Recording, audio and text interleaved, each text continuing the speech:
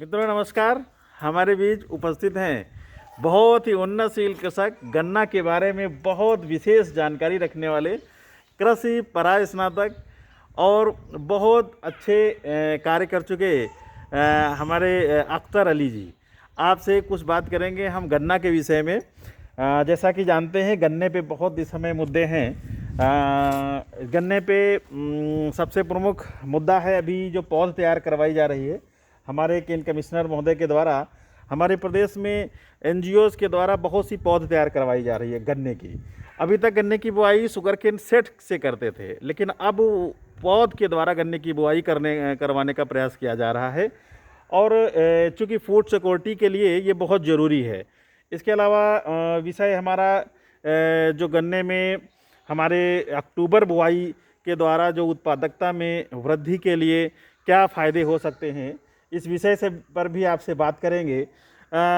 और भी गन्ने के संबंध में नई नई टेक्नोलॉजी हैं, उनके विषय में आपका हम विचार लेंगे।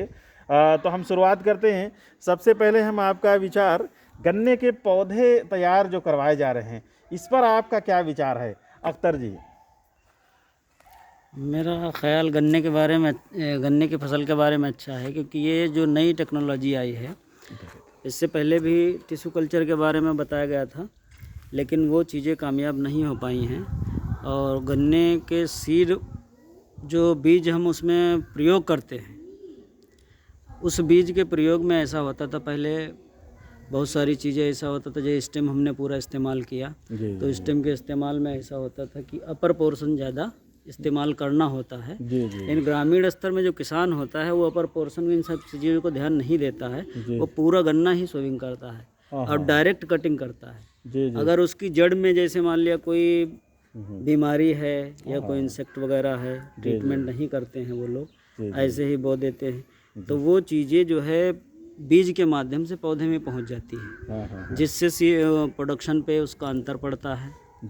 इसके अलावा जब हम डायरेक्ट गन्ने का वो तना बोते हैं बीज के रूप में, तो हमारा गन्ना जो है काफ़ी मात्रा में ख़राब होता है। मतलब जो लागत बढ़ती किसान की होती है वो बढ़ जाती है।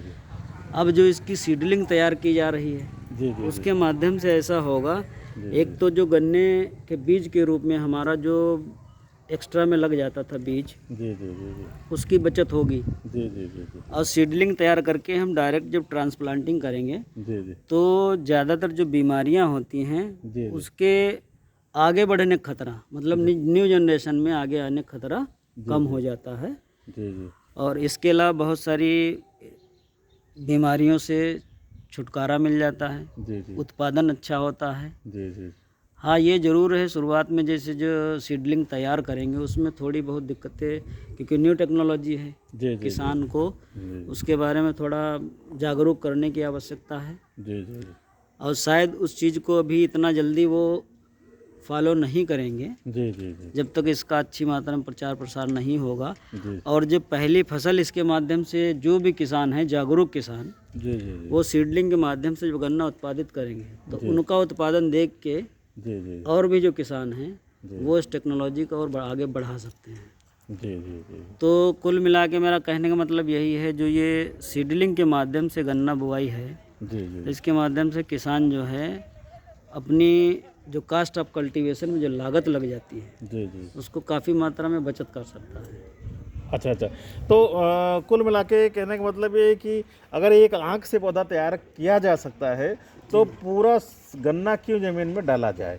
गन्ने की शक्कर भी उससे बर्बाद हो जाती है। बिल्कुल सही आपने कहा। ये जैसे अक्टूबर बुआई के बारे में आपका क्या विचार है? अगर गन्ना किसान अक्टूबर बुआई करे, जल्दी बुआई कर देगा, चीनी मिल जल्दी चल जाएगी, उधर जल्दी बंद भी हो जाएगी, जिससे ड्राइज भी कम होगी, बहुत से मुद्दे हैं। तो इस पर अक्टूबर बुआई पर आपका क्या कहना है? देखो, अक्टूबर में जो गन्ने की बुआई होती है, शरदकालीन गन्ने की बुआई, इसमें क्या होता है, हम अगर अक्टूबर की बुआई में जो शरदकालीन गन्ने की बुआई जो करते हैं, इसमें मुख्य रूप से हम क्या करते हैं कि इंटरक्रॉपिंग कर सकते हैं। अच्छा। जो रबी क्रॉप्स है, जैसे मान लिया चना है, मसूर है, या इसके अलावा आलू है, तो इंटर क्रॉपिंग के रूप में हम इन सब चीज़ों फसलों को उगा सकते हैं। जिससे उसका जो लागत है, मतलब उत्पादन जो है जी जी और लाभकारी मूल्य जी जी जो अन्य फसलों के माध्यम से जी जी जी जो उसको आउटपुट मिलेगा, जी तो उससे उसकी आय में बढ़ोतरी होगी, और लागत घटेगी। लागत घटेगी। जी जी अच्छा, ग्रीष्मकालीन गन्ने में क्या रहता है? उस ग्रीष्मकालीन गन्ने के समय में हमें ये सारी फसलें मिल नहीं पाती जी ज़्यादा। जी जी इंटरक्रॉपिंग उसमें भी हमारे इधर का किसान नहीं करता है। जी जी तो इधर जो सबसे बड़ा फ़ायदा हमें दिखता है शरदकालीन गन्ने में, जी जी जी समय से अगर बुआई हो जाए, साथ में इंटरक्रॉपिंग ले, तो जी, जी। किसान की आय जो है बढ़ोतरी होगी। उससे उसको सबसे बड़ा फ़ायदा शरदकालीन गन्ने का यही है। और जो बीमारियां, जैसे मान ले इधर कुछ बीमारियां ग्रीष्मकालीन गन्ने में ज़्यादा लगती हैं, जी जी वो जी प्रभावित ज़्यादा हो जाते हैं, जी तो इस समय की बुआई में जी ये बहुत सारे लाभ किसान को मिल सकते हैं। अच्छा, आप तो बहुत दिन से गन्ने से जुड़े हैं। ये जो गन्ना जो एथेनॉल बनाने का कार्य चल रहा है, तो चीनी की बजाय अगर एनर्जी के रूप में तैयार किया जाए गन्ने के आउटपुट को, तो ये हमारे ख्याल से इस पर आपका क्या कमेंट है, क्या आप कहना चाहेंगे? ये दरअसल में जो एथेनॉल प्रोडक्शन की बात चल रही है, जी ये सरकार का बहुत अच्छा विचार है। जी जी जी क्योंकि अभी तक ऐसा होता था, जैसे मान लिया गन्ना मिल में गया, जी जी तो ज़्यादातर जो चीनी मिलें थी वहाँ एथेनॉल प्लांट नहीं थे।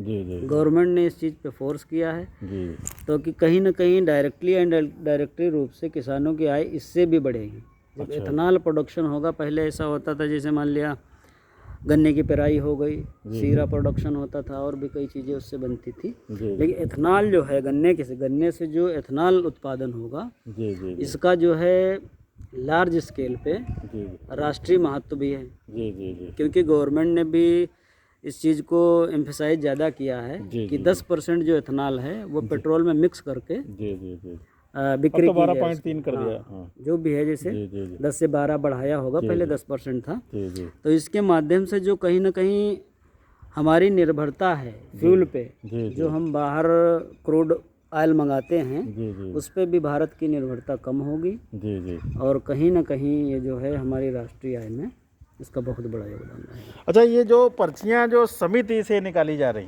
पहले चीनी मिल से निकाली जाती थी, इस पर आप क्या कहना चाहेंगे? ये व्यवस्था जो बदलाव हुआ है, क्या है ये? ये व्यवस्था मेरे हिसाब से तो सही है, जी क्योंकि पहले ऐसा होता था, जो पर्चियाँ रिलीज की जाती थी, जी जी तो उसमें ये चीज़ें होती थी, प्रिंट होता था कंप्यूटर के माध्यम से सारी चीज़ें, फिर उससे डिस्ट्रीब्यूशन में बड़ी समस्याएं आती थी। जी इस बार मेरे ख्याल से गन्ना समिति ने एक नई पहल की है, जी जी जी जो कोविड-19 बीमारी चल रही है, इसको ध्यान में रखते हुए, जी कि वो जो है सभी किसानों, जो भी इनरोल्ड किसान हैं चीनी मिल या समिति के द्वारा, जी जी तो उनके मोबाइल नंबर अपडेट कर लिया है उन्होंने अपने डेटा में, और मोबाइल के माध्यम से ही उनको सूचित कर दिया जाता है। जी जी तो इससे ये हुआ, जैसे जो पर्चियों की प्रिंटिंग में बहुत सारी चीज़ें खर्च आता था, जी वो भी कम होगा, क्योंकि कहीं ना कहीं वो पेपर जो है इससे ही बनता था, लकड़ियों से, बांस वांस से। जी जी तो ये कहीं ना कहीं पर्यावरण के माध्यम से ही बहुत बड़ा संदेश है, जी जी और किसानों के लिए भी बड़ी सहूलियत है, क्योंकि डायरेक्ट सूचना पर्ची की या जो भी मिल से संबंधित है वो उनके मोबाइल पे ही मिल जाती है। उनको कहीं साइबर कैफ़े और कहीं भी जाने की ज़रूरत नहीं होती है। जी जी तो इसमें कहीं ना कहीं जो है समितियों का भी फ़ायदा हुआ है, जी जी कि जो भाई प्रिंटिंग में सारे खर्चा होता था या उसके डिस्ट्रीब्यूशन में खर्चा होता था, उससे उनको भी लाभ हुआ और किसानों को भी डायरेक्ट लाभ हुआ। अच्छा, घटतौली के बारे में कुछ बता दीजिए, कुछ 2-4 बिंदु ऐसे बता दीजिए कि जैसे अच्छी तौल हो, सही तौल हो, कुछ आपके मन में विचार सुझाव वो आप बता दीजिए। घटतौली के बारे में, जिससे तौल अच्छी हो, जिससे किसान भाई की तौल अच्छी हो जाए, ये है। नहीं, घटतौली के बारे में अक्सर यही समस्याएं सुनने को मिलती हैं, कि जैसे किसान को डाउट होता है, तो उसने बाहर से अपना वेट करा लिया गन्ने का, और जब चीनी मिल में पहुंचता है तो उसको ऐसा लगता है कि हमारा गन्ना यहाँ कम हुआ, हमने बाहर इतना तौलाया था, यहाँ इतना हुआ है। जी तो उस पर किसानों का अक्सर ये रहता है कि वो कहते हैं कि जितना हम लेके जा रहे हैं जी जी गन्ना, जी जी उतना ही तौल हो, सही तौल हो, सही मात्रा में हमको पैसा मिल जाए। जी जी जी और चीनी मिलों ने भी सुधार किया है इसमें, ऐसा नहीं है। जी जी इलेक्ट्रॉनिक कांटे लगे हैं, जी। सुपरविजन अच्छे हो रहे हैं, सारी चीज़ें हैं। जी तो ये एक धीरे धीरे सुधार हो रहे हैं इसमें। बाकी घटतौली एक समस्या थी, शायद उसमें कमी आ रही है। अच्छा, कोई किसान भाइयों के, हमारे गन्ना किसान भाइयों के लिए कोई आप विशेष संदेश देना चाहते हैं, जैसे कुछ मन में है तो आप उसको दें ताकि वो लाभान्वित हों? गन्ना किसान भाइयों को मैं यही संदेश देना चाहता हूँ कि शरदकालीन गन्ने की जो बुआई है उस पर फोकस करें। जी जी जी। और जो सीडलिंग के माध्यम से गन्ना की नई तकनीक ईजाद हुई है, जी जी इसको अपनाने का प्रयास भी करें। और ज़्यादा से ज़्यादा केवल गन्ना पे ही डिपेंड ना रहें, ज़्यादा से ज़्यादा गन्ना के साथ इंटरक्रॉपिंग करें। जी ये नई शासन के द्वारा या गन्ना विभाग के द्वारा जो नई तकनीकें बताई जा रही हैं, जैसे ट्रेंच विद पे बहुत ज़्यादा फोर्स किया जा रहा है। जी। तो ये जो नई विधियां याद की जाती हैं, इन पे काफ़ी रिसर्च होता है, उनका आउटपुट देखती है गवर्नमेंट, वैज्ञानिक लोग देखते हैं, चीनी मिल वाले देखते हैं, तभी वो चीज़ें किसानों तक पहुंचाई जाती हैं, ताकि ज़्यादा से ज़्यादा हमारा किसान उन चीज़ों से लाभान्वित हो सके। और मैं यही विशेष रूप से अपील करना चाहूँ, गन्ने के साथ में इंटरक्रॉपिंग ज़रूर करें ताकि उनको एक्स्ट्रा इनकम हो सके।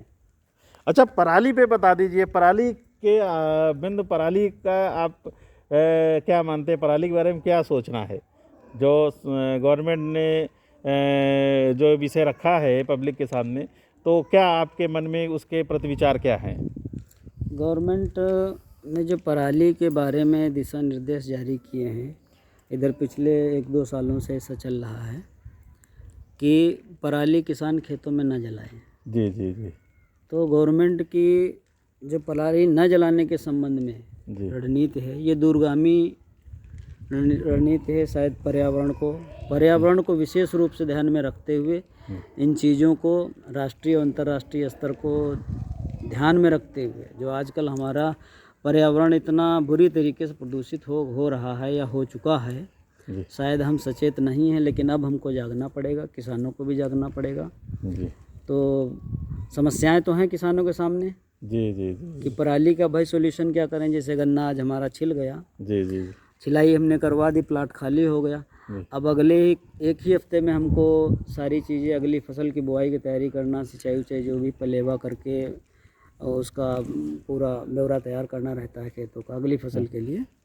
तो समस्या तो है, खैर सरकार प्रयास भी कर रही है, बहुत सारी मशीनें भी आ गई हैं जिनके माध्यम से पराली जो पताई होती गन्ने की उनकी कटिंग करके और सब उसको निस्तारित कर दिया जाता खेतों में। तो सरकार की ये भी एक नीति है कि अगर पराली न जला के और उसकी कटिंग करके उसी में डिकम्पोज कर दिया जाए फील्ड में ही, तो शायद जीवांश जो कार्बन जीवांश होता है उसकी मात्रा बढ़ेगी और कहीं ना कहीं हमको कहीं ना कहीं डायरेक्ट रूप से हमें पर्यावरण में भी इसका लाभ मिलेगा।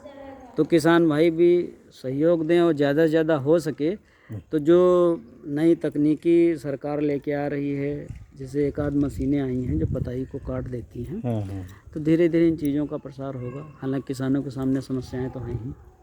ये थे हमारे बीच श्रीमान अख्तर अली जी, आपने बहुत अच्छे सुझाव दिए और उन्नीस कृषि संस्थान समय समय पर ऐसे वीडियोस बनाता है जो हमारे किसान भाइयों को और कृषि से जुड़े जितने भी लोग हैं सब लोग प्रेरित हों और कुछ ऐसा कार्य करें। हम आपको बहुत बहुत धन्यवाद देना चाहते हैं। आप उन्नीस कृषि संस्थान के बारे में 2 शब्द बताएं। क्या आप इसके कार्यों के बारे में क्या आप कहना चाहते हैं? उन्नीस कृषि सेवा संस्थान जो है वो क्षेत्र में जो कृषि से संबंधित बच्चे जो पढ़ाई करते थे उनको आगे बढ़ाने के लिए उनकी तैयारी या उनको भी गाइडलाइन, उनके करियर को आगे ध्यान में रखते हुए काफ़ी अच्छे ढंग से गाइडलाइन कर रहा है बच्चों को। क्योंकि मेरे ख्याल से जब से कोचिंग खुली है तब से हमारे क्षेत्र के बहुत सारे बच्चे बाहर जाते थे कोचिंग तैयारी करने के लिए, शायद उसमें बहुत स्तर गिर गया है, मतलब घट गया है मात्रा बाहर जाने वालों की। अब बच्चे कानपुर या इलाहाबाद, मेरठ, लखनऊ जाने के बजाय वो सेवाएं यहीं पे ले रहे हैं और ये संस्थान जो है एग्रीकल्चर के बच्चों के लिए और किसानों के लिए भी काफ़ी अच्छा काम कर रहा है। बहुत बहुत धन्यवाद, आपने हमारे कार्यक्रम में भाग लिया ये था कार्यक्रम 4 बातें के तहत आपने बहुत बातें बताई। धन्यवाद, आपका बहुत बहुत धन्यवाद। जय हिंद, जय जवान, जय किसान, जय विज्ञान, जय अनुसंधान। भारत माता की जय। जय